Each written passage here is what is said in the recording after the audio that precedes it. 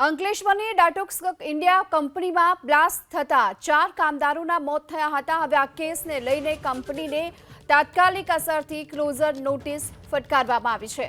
ડાટોક્સ India કંપનીને હાલ closure notice ફટકારવામાં આવી છે। સેફટી અને હેલ્થ વિભાગની ટીમે કંપનીમાં હાલ તપાસ પણ શરૂ કરી છે। ડાટોક્સ ઇન્ડિયા કંપની કે જ્યાં બ્લાસ્ટ થયો હતો 4 શ્રમિકોના મોત થયા હતા। આ કેસમાં હવે કંપનીને ક્લોઝર નોટિસ આપવામાં આવી છે। તો 4 કામદારોના મોત બાદ તાત્કાલિક અસરથી ક્લોઝર નોટિસ ફટકારવામાં આવી છે।